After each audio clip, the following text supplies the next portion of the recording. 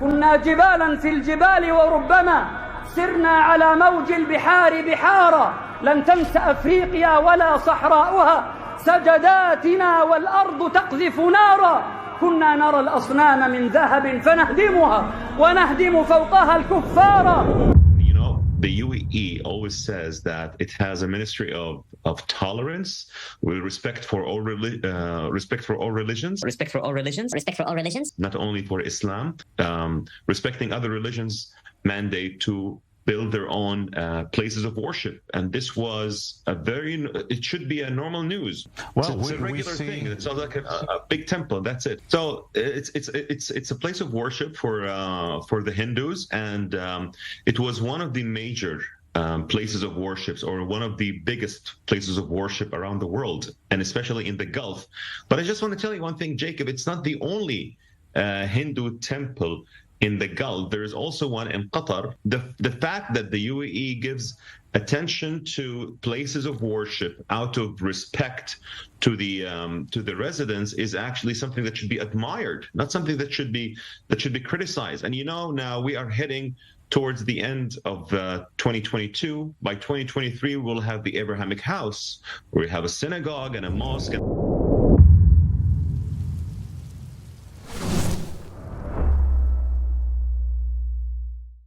Question: is it permissible to build churches and Hindu temples in the Arabian Peninsula? What are the borders of the Arabian Peninsula? Is the UAE part of the Arabian Peninsula? Did the madhab of the Ahnaf allow the building of churches in the Arabian Peninsula? First of all, it's not permitted to build any new places of shirk, churches, synagogues, Hindu temples, or anything of that nature in any of the various Muslim territories for any of the various kuffar and mushrikeen. That's whether they were territories that were founded on tawheed from the beginning, or conquered peacefully or militarily. It's not permissible to build them on any Muslim territory, not just the Arabian Peninsula. All Muslim lands are equal in this matter.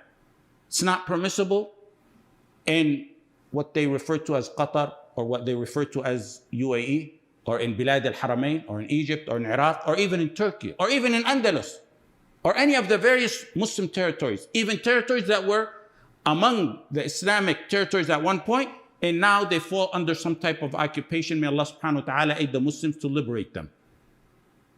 Yes, it's more essential that Al-Jazira al-Arabiya be kept more pure and more protected and fully shielded from kufr and kuffar, but this specific detail is not among the specialties of Al-Jazira al-Arabiya, except that it's a bigger crime when it's done inside the borders of Al-Jazira al-Arabiya, the heart of the Islamic territories, the land that's supposed to be the base and fort of Islam, the land that's supposed to be the refuge for Islam and Muslims. And now, instead of being a refuge for the Muslims, it's the land that imprisons them or surrenders them to the most hostile of the kuffar. And instead of being the land that spreads the pure tawheed, it's the land that promotes the kufr of interfaith and wala' to kuffar. Even though it doesn't matter as it pertains to this mas'ala, whether it's in the Arabian Peninsula or outside, all Muslim lands are equal in this matter. I'll still define, as he asked, what are the borders of the Arabian Peninsula? I'll still answer that question because it's something we constantly get asked about. So from the west, the border of Al-Jazira al-Arabiya is the Red Sea. From the east, it's Al-Khalij al-Arabi, the Persian Gulf or the Arabian Gulf. From the south, it's the Arabian Sea, which is part of the Indian Ocean near the Gulf of Oman and Aden. And the rajih is that Yemen is included as part of the Arabian Peninsula. So from the west, east, and south, Al-Jazira al-Arabiya is bordered with the three bodies of water. Now from the north, Ibn Taymiyyah rahimahullah ta'ala said, it's up to the border of the beginning of Bilad al-Sham. What's Bilad al-Sham? Bilad al-Sham refers to what is today Al-Urdun, Jordan, Syria, Palestine, Lebanon, and a small portion of what's today Iraq, and a small portion of what's today even Turkey, near Antakya. Jordan is the start of Bilad al-Sham from the border of Al-Jazeera. Jordan, Al-Urdun, and the rest of Bilad al-Sham behind it, along with Iraq next to it, are not part of Al-Jazeera, in the more correct opinion of the many opinions of the ulama on this matter. So the overall summary of the geographic border of Al-Jazeera Al-Arabiya is that Al-Jazeera Al-Arabiya is the territory that's surrounded by water from the three directions. And then from the land side, it stops at what is Bilad al-Sham, Jordan, and Iraq next to it. The issue pertaining to building places of worship in lands of Muslims is clear and among the clearest matters. So clear, some ulama related an ijmā on it. The Messenger sallallahu alayhi wasallam said, and it's among the last of what he sallallahu alayhi wasallam said. And we know when one is on his deathbed and gives advice, it's among the most essential advice. So imagine when it's revelation revealed from Allah subhanahu wa ta'ala on the tongue of Rasulullah sallallahu alayhi wasallam in his last days on this earth. كان آخر ما تكلم به أن قال قاتل الله اليهود والنصارى اتخذوا قبور أنبيائهم مساجد لا يبقين دينان بأرض العرب. Musā Ahmad, it was among the last of what the Messenger sallallahu alayhi wasallam spoke. Two deens shall not coexist in the lands of the Arab. And more specifically for the Arabian Peninsula, Sahih Muslim.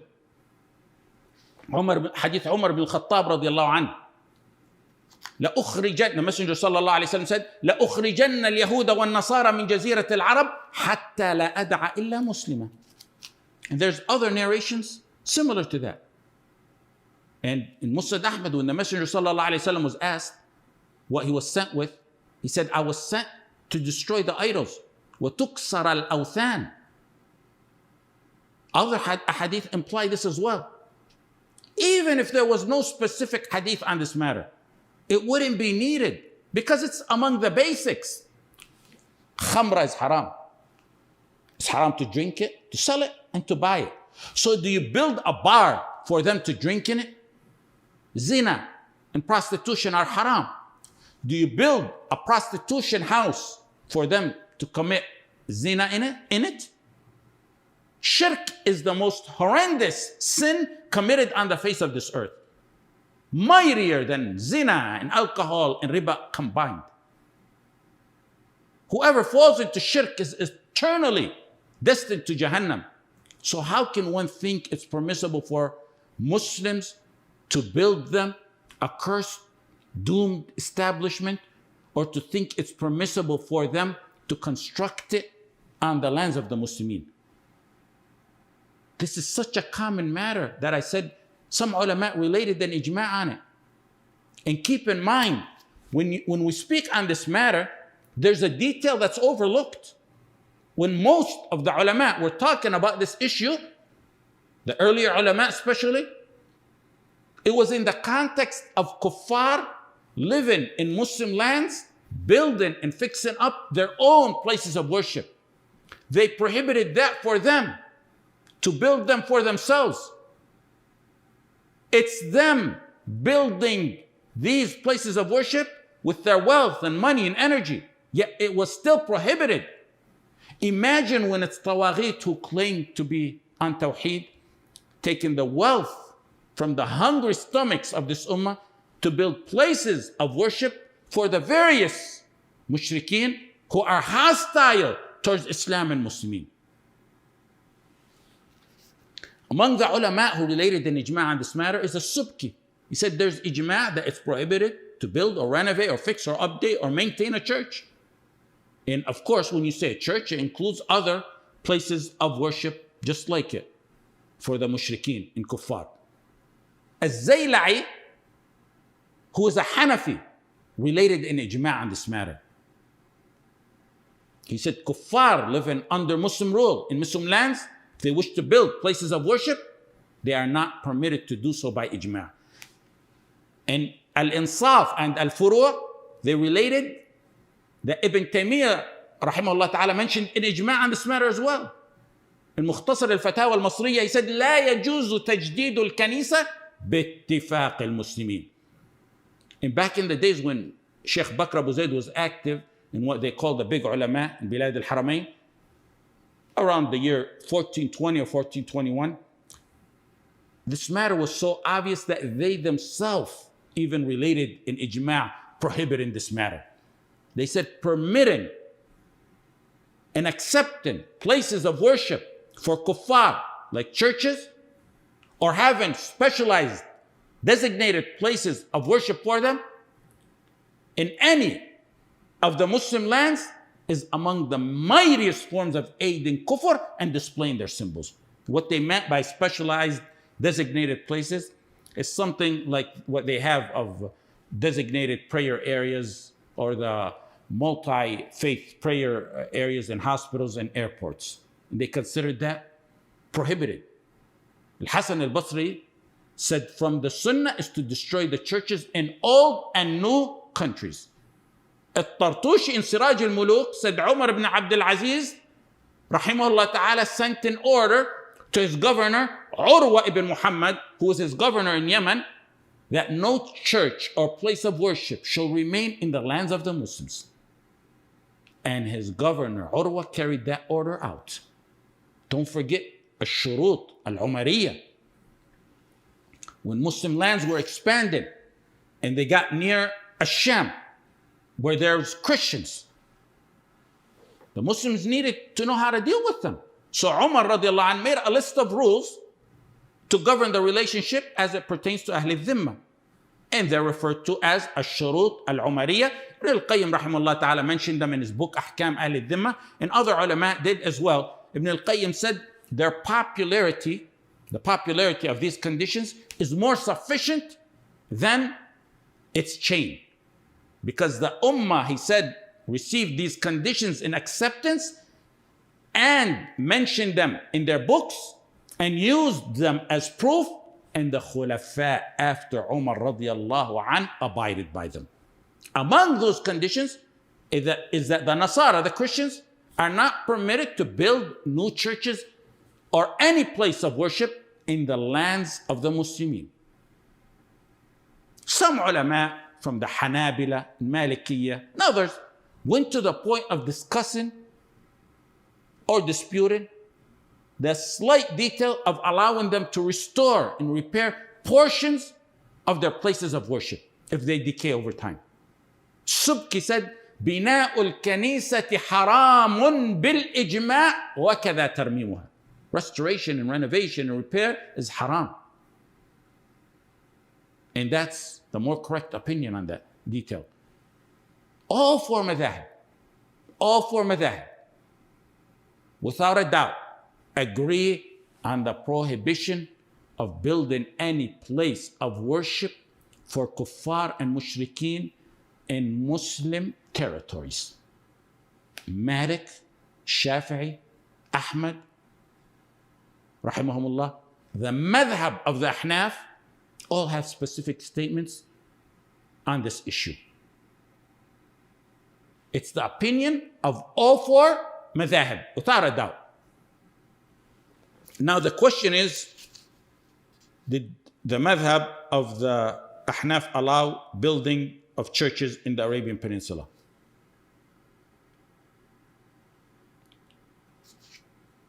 Before I discuss that part of the question, that final part of the question, for one to leave the clear proofs on this matter, so clear, some ulama related in Ijmā, to leave the agreement of the four madhahib on a clear matter that's backed by proof, to leave the statements of the Sahaba. There's a statement by Ibn Abbas radiallahu anhu in Ash-Shurut Al-Umariyah by Umar, the enormous, overwhelming statements of other various ulama, then come to a statement attributed to Abu Hanifa, not the madhab. Rest assured, who does that is a person who has a disease in his heart and he follows, or they follow their desire. One who continuously searches and follows exceptional opinions, called rukhas al-ulama, inherits akhta' al-ulama, mistakes of the ulama, is a fasiq. Ibn Hazm said, It's by Ijmā. One who follows the rukhas of the ulama is a fasiq.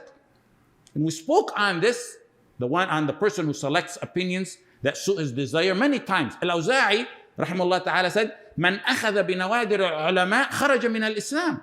Whoever takes the rare opinions of the ulama leaves Islam, leaves the folds of Islam. What he most likely meant is that it ends up taking him out of Islam. We're talking about rare opinions that have no proof and are clearly wrong, like this matter. As to the opinion of Abu Hanifa, no, it's the opinion of Abu Hanifa, not the opinion of the madhab. The alleged statement is not as broad as they make it. The opinion attributed to Abu Hanifa is that it's okay, supposedly okay, to build churches in small towns that's fully occupied by kuffar with no Muslims amongst them. And it has to be in the outskirts and the small towns. And I remember several brothers asked me how to respond to someone who claims that Abu Hanifa rahimahullah said you get ajr for building churches or renovating churches. It's not even what Abu Hanifa rahimahullah ta'ala said. Abu Hanifa rahimahullah ta'ala distinguishes between the structure and what's done in it. He permits a Muslim to build the structure in the conditions we meant, that it be in the outskirts with no Muslims, because he separates between that and the act itself. The building is one thing according to him. What's committed in it is another. And that's nearly identical or similar to his other erroneous opinion, rahimahullah ta'ala, on alcohol. According to Abu Hanifa, rahimahullah ta'ala, transporting alcohol to a dhimmi, a non-Muslim who lives under Muslim rule, if you transport alcohol to him, is permissible. Why? He separates between transported and the usage of it. The dhimmi, according to them, may use the khamra in something halal, like takhleel. Both the opinion on transporting the khamra and building of churches are wrong. Both of them are wrong. Now, where some get that Abu Hanifa said you get ajr for building or renovating a church is either clear tadlis, clear deceit, or someone who's ignorant and needs to watch what they spread. And inshallah, it's only the latter. Someone who hasn't taken from ulama or read books on ulama should be careful what he says. And let me show you how dangerous that is from this example. In Al-Fatawa Al-Hindiyya and other Hanafi reference books, Abu Hanifa rahimahullah ta'ala said about a Muslim who's contracted to build a church, he said about it, "Jaza wa yatibu lahu al-ajr." The statement of Abu Hanifa says it's permissible for him to construct it and get the ajr. Ajr here was ignorantly or deceitfully mistranslated into ajr from Allah when it meant monetary compensation for the work. Ajr in Arabic comes in the context of reward from Allah. Many hadith and verses, Inna Allah indahu ajrun azim. Or it comes in the context of being compensated by someone for doing a job. In the hadith, A'tul ajira ajrahu, give the hired worker's wages before his sweat dries. His word, yatibu lahu, means sara halalan. Abu Hanifa didn't mean he gets ajr from Allah. There's absolutely no way that can be taken as that. He meant ajr as in wages, meaning he can accept the wages. Meaning the ruling on that is that he can accept the wages. I feel it's ridiculous and absurd for me to waste a moment to respond to such a detail, but several brothers, sent me the same question recently. And usually that happens after someone either mentioned it in a lecture or some type of article or something of that nature. If it was done by tadlis and deceit, it amazes me the extent one would go in tadlis, in tampering of the deen of Allah, to justify building doomed establishments for the kuffar and mushrikeen. Now, as to the opinion of Abu Hanifa, he said it's permissible for them to have churches in the outskirts of Muslim lands, only if they're fully populated by non-Muslims. The Hanafi madhab itself strongly rejected that and condemned that opinion. May Allah subhanahu wa ta'ala be pleased with them and with Abu Hanifa. This shows you how unbiased they were. And that's why I said all four of the madhahib are against this matter. They're in agreement on this matter. The response to Abu Hanifa, rahimahullah ta'ala, comes from the Imams of the Hanafi madhab before anyone else. And that's really all you really need to read. His top two companions, his top two famous companions, Imam Abu Yusuf and Imam Muhammad ibn al-Hasan al-Shaybani, rejected that opinion. Muhammad ibn al-Hasan had among the most firm statements on this matter. He said there shouldn't be left a single church or place of worship in the lands of the Muslimin. Subki, he's Shafi'i, he's not Hanafi, but he attempted to explain. He had a fatwa on this matter, and he tried to explain Abu Hanifa's opinion. He said it appears what Abu Hanifa meant, that it's only okay for them to build places of worship in small towns that they have, where they live in, if it's fully occupied by them with absolutely no Muslims amongst them. And it has to be in the outskirts. Then As-Subki went on to indicate even that is wrong. He said the other ulama prohibit even that because it's in the lands of the Muslimin and under their control, so they cannot build or construct churches. When I mentioned the Ijmā earlier, I said Az-Zayla'i. Az-Zayla'i related the Ijmā. The author of Tabyin al-Haqa'iq. He's one of the Imams of the Hanafiyyah. As-Sarkhasi, and it's also mentioned, pronounced As-Sarakhsi. Both are proper. As-Sarakhsi may be more proper in pronunciation. In Radd al-Muhtar, he said, and he's one of the Imams of the Hanafi madhab. He's not just anyone, he's one of the Imams.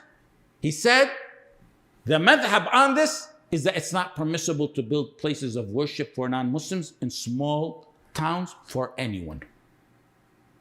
He's Hanafi, and a giant of the Hanafi madhab, who went to prison and wrote among the best of his books in prison. He said, the madhab is that it's not permissible for any of the various fractions of kuffar and mushrikeen to construct churches or places of worship in the lands of the Muslimin. He said, one should not look to a fatwa beyond this.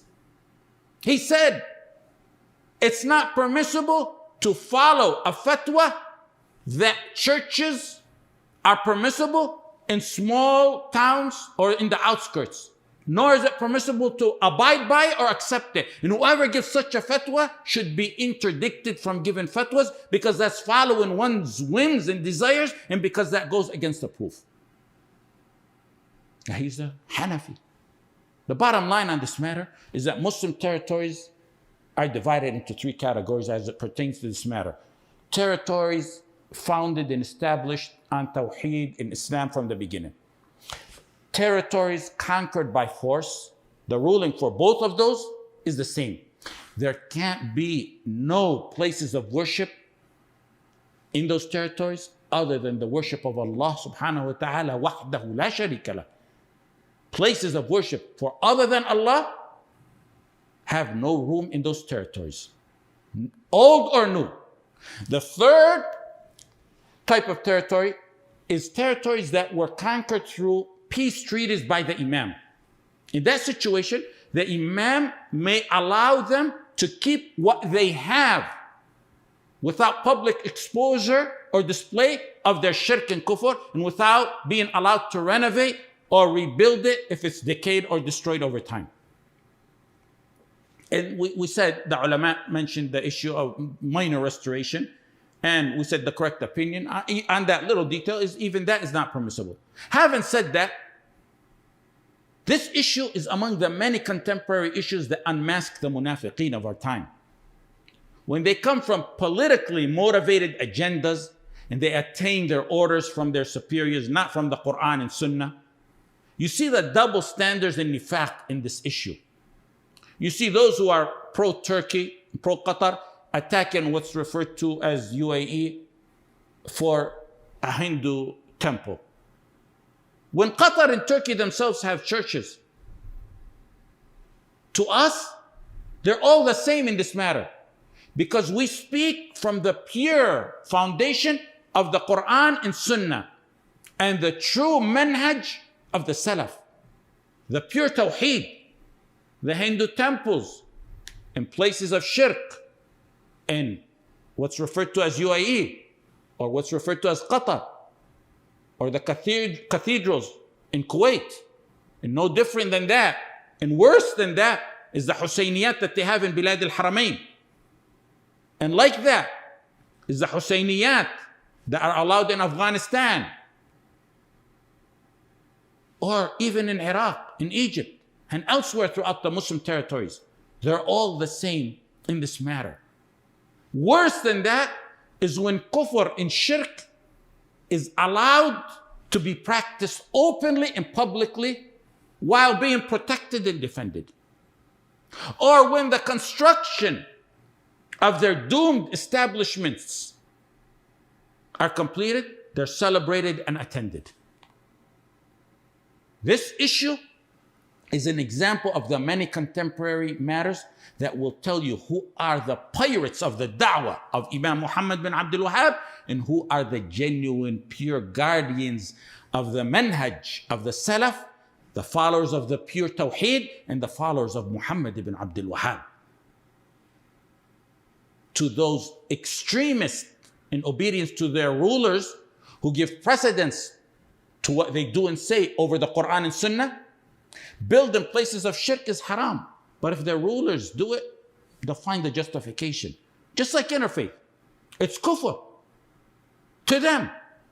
But if the rulers do it, it's exempted, and the list goes on. They'll rightfully tear into a modernist or some figure or head who attends and promotes interfaith. But when their rulers do it or promote it from Mecca, they'll find a way out for them. Counterfeit mark Salafis. They're the sham, bogus followers of Muhammad ibn Abdul Wahhab. Explain to me what type of Salafism they're on, and how do they even have the audacity to even mention or touch the books of Muhammad bin Abdul Wahhab, let alone teach them, when the da'wah of Muhammad ibn Abdul Wahhab rahimahullah ta'ala was centered on establishing pure Tawheed, and more precisely, it's the Ijmā of the globe, the universal globe, enemies and followers of the da'wah, that the da'wah of Imam Muhammad bin Abdul Wahhab was notorious and blatant for demolishing symbols of shirk throughout the lands that they controlled and ruled. Their tawaghit establish and construct temples of shirk and protect it and guard it and participate and celebrate and rejoice in its opening. Some boldly justify it while others are silent. Others pretend to be overly occupied in talking about the bid'ah of the Mawlid. Because, of course, the Tawaghit don't care about that issue. They can quarrel about that as long as they want. At the same time, that temples of shirk are being constructed and celebrated in the lands that your Messenger ﷺ died, deterring from that. I know a brother who took on a big duty in his life that took its toll on him and his family. His family complained to me to resolve that issue and to tell him to stop. I asked him why he so strongly holds on to that particular task. Rather, it's a deed, it's something good. He said, my father's last advice on his deathbed was to do this, and I'll continue to do it, insha'Allah, at all costs. He loved his father. He knows what his father's last advice on his deathbed meant. We love Rasulullah sallallahu alaihi wasallam. That's why we hold on dearly to the advice he gave on his deathbed, sallallahu alaihi wasallam. Yes, no doubt, the Mawlid is a bid'ah, but it doesn't compare in severity to the horrendous act of opening a shirk temple on Al-Jazira Al-Arabiya. Some in the past gave fatwas against building shirk establishments in Muslim lands, but now turn a blind eye and are even part of the inner circle of the Tawaghit to violate that. And they have the audacity to accuse others of changing. The ulama were discussing the issue of allowing kuffar themselves to open places of worship for themselves in Muslim lands. Now it's Tawaghit opening places of shirk in Muslim lands. The Murji'ah rejects and their Tawaghit are not followers of Muhammad ibn Abdul Wahhab, rahimahullah. They're followers of Amr ibn Amir ibn Luhay, the man who revived shirk in the Arabian Peninsula and changed the deen in millah of Ibrahim in the Arabian Peninsula. In Bukhari and Muslim, the Messenger sallallahu alaihi wasallam said, I saw Amr dragging his intestines in Jahannam because he was the first who devoted animals to shirk. They're reviving the da'wah of Amr ibn Luhay, who brought shirk from Asham to the Arabian Peninsula and altered the pure tawheed of Millat Ibrahim. They should be ashamed to utter the word they like to mention, that they're Salafis. Unless when they say they're Salafi, that their Salaf is Amr ibn Luhay, then we can accept that. Day after day, they're unmasked and their reality appears clear and clear for the slow ones. They falsely cling onto the da'wah of Muhammad ibn Abdul Wahhab to gain legitimacy when he's free from them. And if he was alive, from what we know of his manhaj and what we learned and what we taught of his books and what we know of his history, he would be cleansed in Al-Jazira Al-Arabiya from some of his own blood and flesh offspring there today. That's not even getting into the issue of the betrayal of the Muslims in this matter. 16 million to build a shirk temple so they can worship peacefully, while at the same time they're demolishing masajid and killing our brothers and sisters. And also, what I would want to add to this is some say if we stop them from building places of worship in our lands, they won't allow us to do so in their lands. And the response to that, if that's the case, let it be so. That's fine. It'll just be another matter. They deny Muslims, no different than the issue of niqab or the other obligations that they deny Muslims from. We hold on firm to the teachings of our Rasul sallallahu alaihi wasallam. Let's assume they do ban all the masajid. Warding off evil takes precedence over bringing benefits. Warding off the evil of having places of shirk in our lands takes precedence over the benefit of establishing masajid in their lands. Don't worry about it. Salah in your house is accepted. In their lands, they deny Muslimat the right to wear niqab and polygamy and other matters. So this will be no different. Building places of worship in any of the territories of the Muslim lands, especially Al Jazeera, is an invitation for people to join shirk and kufr. And also, if anyone objects to this, especially from the modernists, tell them, and the Murji'a as well, tell them the Vatican sits on 121 acres. 57 acres of it is gardens. Go ask them for a few acres so we can build a masjid there. Let's see if that's possible. No one criticizes that. It's okay to keep a strong hold of shirk and abuse of Allah subhanahu wa ta'ala, but we can't keep a fort of tawheed and praise of Allah subhanahu wa ta'ala. And I'll conclude with 3 rulings on this matter. The first one, by Abu al-Hasan al-Ash'ari and Ibn Taymiyyah and Bakr Abu Zayd rahimahumullah. Abu al-Hasan al-Ash'ari, as in al-Furuq lil-Qarafi, considered it kufr to build churches.